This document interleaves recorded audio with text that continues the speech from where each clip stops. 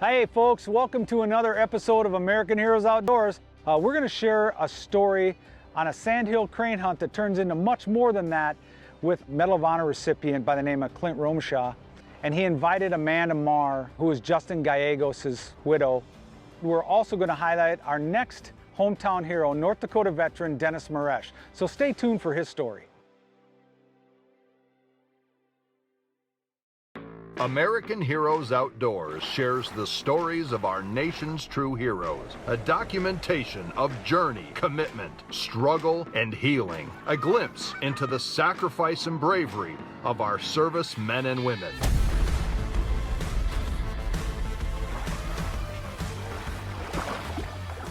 There he is, baby. There he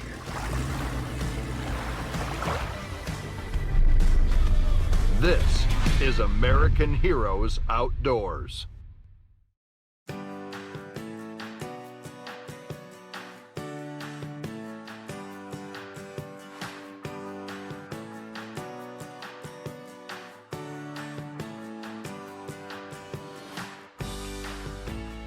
Hey everybody, we made it up here to Devil's Lake to Woodland Resort.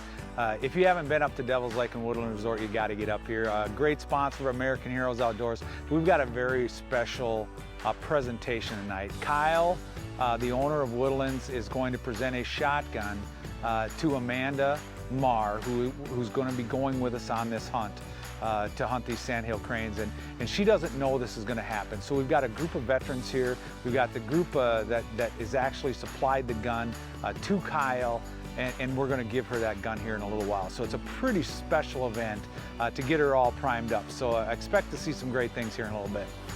Kyle, man, it's good to be back up at Woodland Resort. Glad to have you back. Always great to be up here.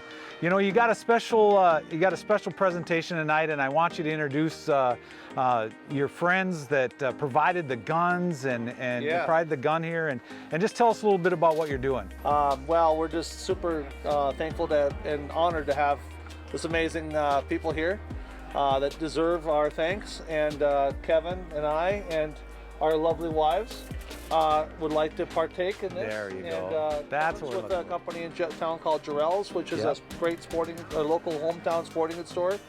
And between him and I, we kind of teamed up, and we got a wonderful gun. Great start, because you gotta have a gun if you're gonna go crane hunting, right? You do. Yeah, absolutely. That's a fact. Yeah, I don't want to throw it in a gun case, because you gotta have a gun case if you're gonna have a gun too. Absolutely. So. But anyway, we'd love to present this, and Amanda, come on. this is for you. Yeah, it is. It really is. Enjoy. Hey, thanks. I'm excited. But anyway, we hope Kevin, you got anything to say? Just shoot straight. Yeah, I'll do my best. Now, come on, Kevin. You were just telling her what to do. You know, so tell our viewers what's her body. Yeah. There you go. Everybody shoots behind sandhills. Okay. They're going a lot faster than you look. Yeah. Okay. They have I'll an do my illusion best. of slow flight. Everybody shoots behind them. So don't look at the body, look at the head. Yeah. You shoot just ahead of it. Thank you for everything. Thanks. And enjoy. Have fun. Thank you very much. All right. Thank you. Thanks. Thank you guys so much for your support of American Heroes Outdoors, and for our veterans, and for everybody that comes up here. I mean, we can't come up here enough. You guys know that. We'll be back up here this winter for a big ice fishing event. Yeah, always come up here. And folks out there, if you've not been up to Devil's Lake, you need to get up here. If you haven't been out here to fish in the summertime, that's one thing. But fall, honestly, is the best time to come to Devil's Lake. I mean, this guy over here is a waterfall machine, and his folks are waterfall machines, you know, and they'd like to keep it maybe secret, but it's not secret. It's a gem up here. So thank you very much. Thank you very much, you guys, for everything you do. Be part of it. Appreciate including us. Absolutely. Right on.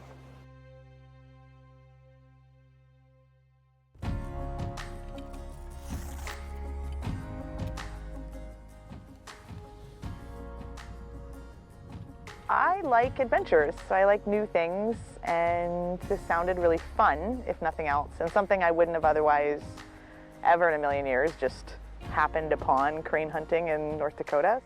So James Wren, I guess he had been watching some of my interactions maybe on Facebook, and I put out to other veteran organizations like, hey, I don't know how to bird hunt, I don't know how to turkey hunt, can someone help me? Like, I want another veteran to help me learn how to do these things. I was like, you know, I'll do the work. I know how to be outside and active, but I don't know how to do this, and I really want to. And so, from my understanding, he reached out based on some of that, and then said, hey, you want to come crane hunting in North Dakota? And I probably should have put more time into Facebook stalking him back, but I didn't, and I was like, yeah, that sounds great, let's do this. So, yeah, and then I said, hey, you want a Medal of Honor recipient to come too? And he said, yeah, sure, who? And I was like, Clint Romesha. You know, he's a good friend. I think if I went that way and I asked him to come, he'd probably hunt with me. And he's like, oh, I already messaged him actually. So he reached out to 2 people, one person in North Dakota, one person in North Dakota, one person in Alaska, and we knew each other. I got to come down here, and one of the special things of hunting up here in North Dakota is, you know, we're out here doing a crane hunt, something I've never done. The tie-in together, though, is Amanda was one of the Gold Star widows from our battle that day. And it was really interesting because I'm not very good with the social media and the Facebook stuff. And she reached out to me and she said, hey, there's this organization that would like to take you crane hunting, but I guess you haven't responded to them. But I'll be down in September in North Dakota, just north of Devil's Lake. Okay. And from there, I got in touch with Scott and kind of made the magic happen, and here we are.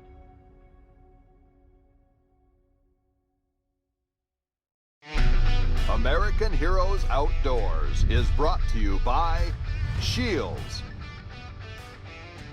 Disabled American Veterans of Minnesota, Smoky Hills Outdoor Store, Skeeter Boats, Woodland Resort, Otter Tail Lakes Country, Yamaha,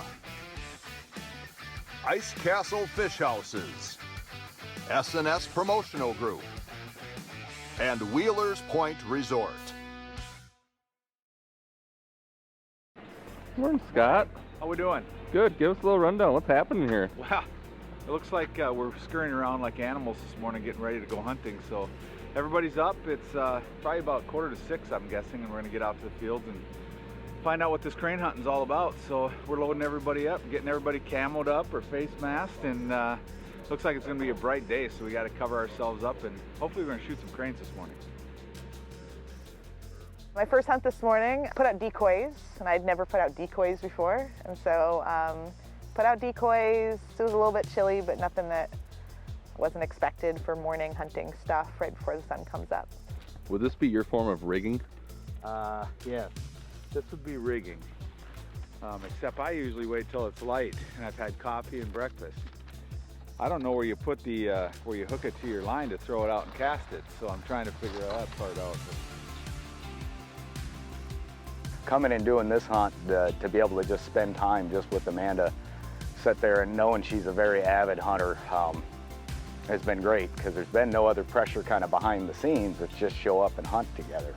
You know, there's no kind of underlying timeline we've got to follow, or got to make sure we're at a certain place at a certain time to sit here and do something entirely different. You know, hunting's, like I said, just that conduit to be able to plug back into with people and share those moments and those little stories. And sitting there next to a fence line this morning and whispering back and forth, you know, really kind of rekindles and solidifies those memories that, I mean, I know I'll just cherish for time and time again.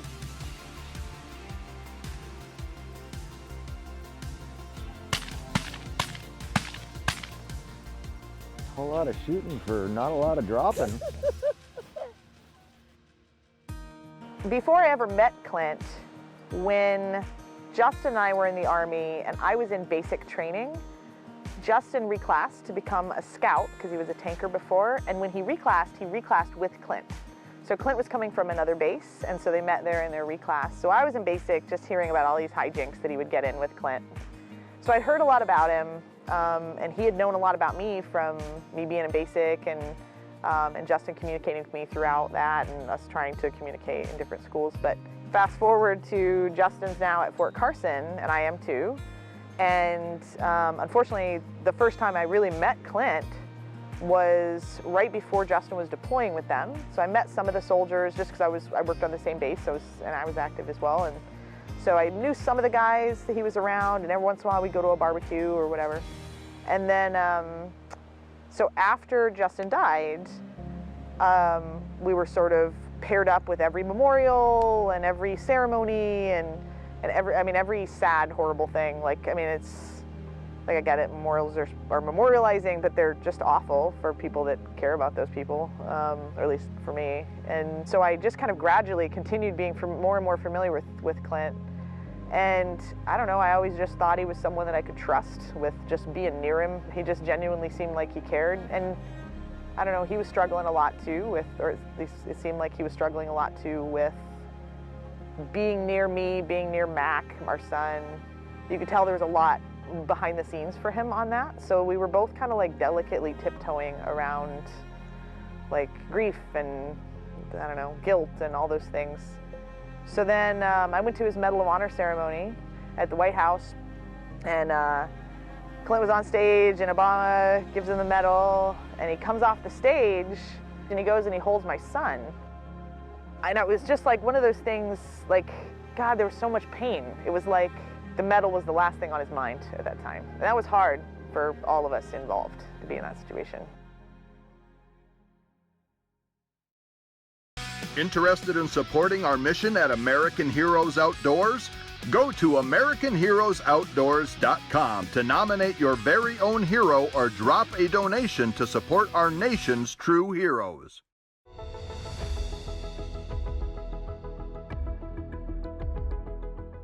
Today was not a good day for the birds to cooperate with us. You know, we've seen a lot of birds in the air. They just didn't want to come the direction we wanted them to come. But in the real world, it's hunting, you know, and it's about the camaraderie and the good times and the fellowship and honoring, you know, our American heroes. You know, with Amanda, and she's here in North Dakota and wanting to take the full, you know, just everything in, the full experience, and to see her get her tag for a bow hunt to come down here and do it. And we, you know, thought this was going to be something she might be able to do after this hunt, going back to Minot with us and spending a few days. But to just see, I mean, just great people around here. In one phone call, we were able to put her on some great property and have her, you know, getting a chance of doing some bow hunting tonight, which, you know, the drawback is I'm a fidgeter and I'm a shooter. So the patience of bow hunting and sitting quietly in a stand, you know, that was kind of something I guess I could do in the Army when you needed to, but out here I just got, as you probably can tell, I've already keep tapping my toes and shifting around and always. So I'm going to do my best to not do that for her, but it's going to be pretty special to get out there and get in the stand with her and just have those moments and see what comes in. And if nothing does, I'm sure we'll have some great conversations.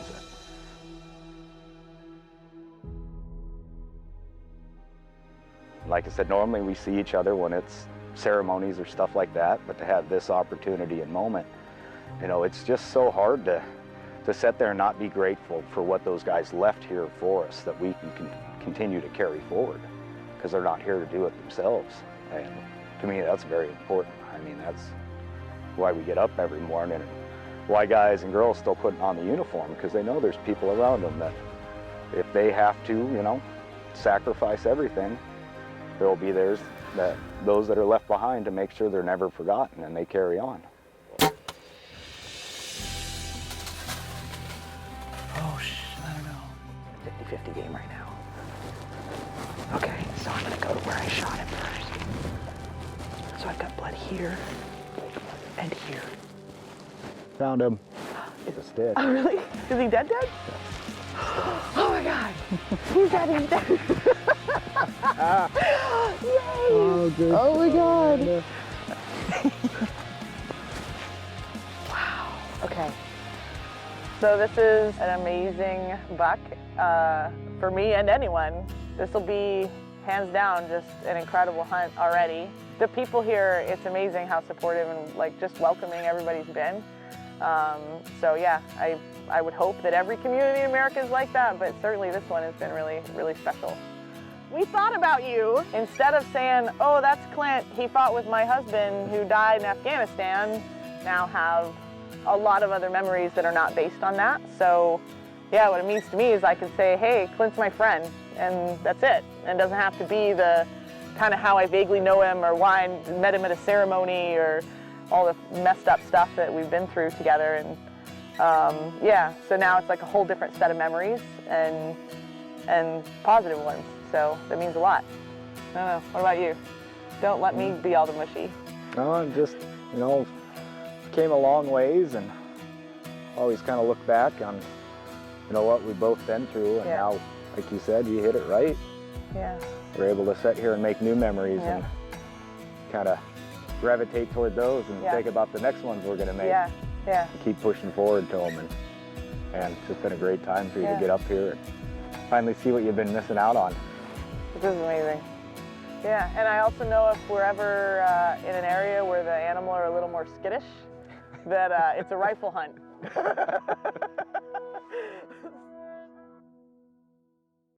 We're sharing more stories on our social media pages. Scheels Hometown Heroes, Sunday Service Spotlight, and more. Help us share more stories of our servicemen and women. During this episode, we're also going to highlight our next hometown hero, North Dakota veteran Dennis Maresh. So stay tuned for his story. When my dad got the second veteran to the VA hospital, the emergency room doctor told my dad that if he wouldn't have done that, that individual would have passed away from a heart attack.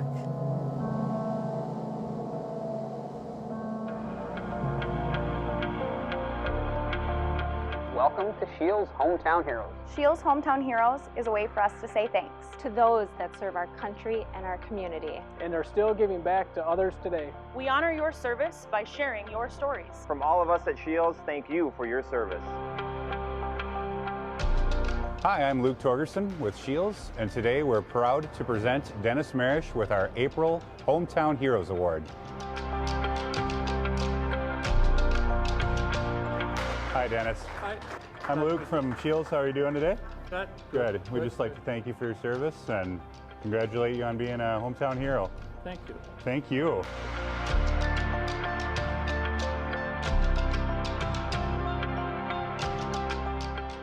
I keep shaking my head. Why? Why me? He, he did some time with the Marines and the Vietnam conflict. He doesn't ever ask for any recognition. He's a simple guy, very humble. My mother was involved in the VFW auxiliary, and my dad had been in the service, and so, well, it just kind of got to me. So, worked at a local grain elevator for 30-some years, and when he retired, he was bored, so he went to work for the Veteran Service Office. I didn't really get involved at the beginning, but it kind of wore into me.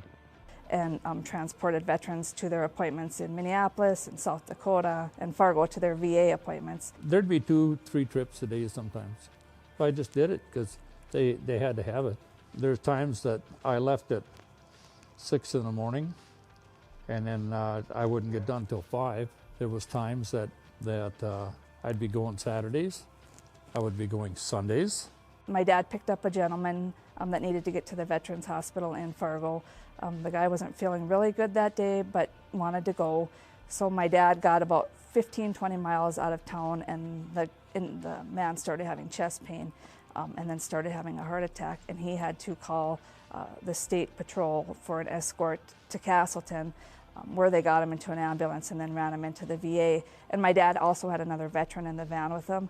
And when my dad got the second veteran to the VA hospital, the emergency room doctor told my dad that if he wouldn't have done that, that individual would have passed away from a heart attack. In fact, there's guys that had never signed up to the VA that I knew that they qualified. And I talked them into going up to the Veteran Service Office and getting enrolled so that they can get down there. Or they're enrolled but they've never been to the VA. I said, go. I said, I'll take you. It don't cost you a thing to go down and get checked out. The VA in Fargo is top-notch. It's A1 in my book. You get really good care, and they know what they're talking about. Recently, with the condition I've got,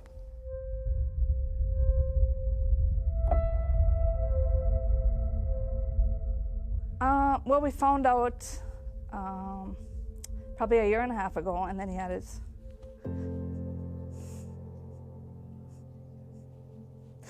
had some surgery to remove a lobe, And they thought they got it all. So then I did 4 chemo treatments for precautionary measures. And they did a CT scan in January, one in March. Nothing. Absolutely nothing. And then last year on his birthday, he found out it was back. Then in May they did one, and I was full blown on the one side. You know, we finished a treatment on Thursday, and he was to work Friday because he said that he can't let it control him. And so I can only hope I have that drive someday.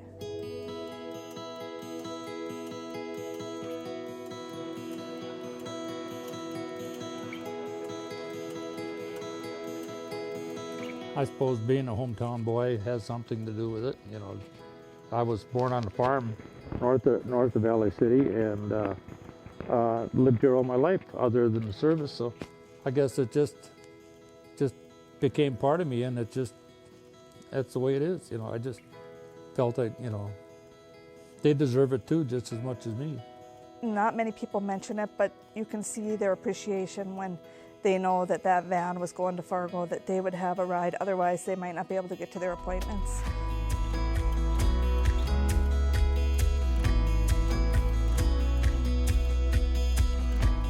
Just a real good guy who's humble and never asks for help, puts others first. It's a hero. Yes, definitely a hero.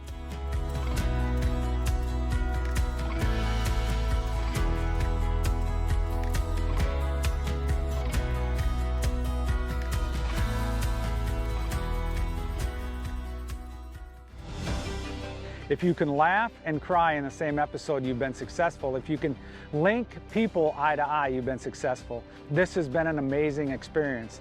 And you know what? Next week is going to be even better. They're going to talk to you through the Patriot House Project, which is a big passion and drive for American Heroes Outdoors. Getting veterans out on the ice with some great, great partners. Stay tuned next week. The Patriot House Project, Dave Morse, my partner, will lead you through that. Until next week, so long.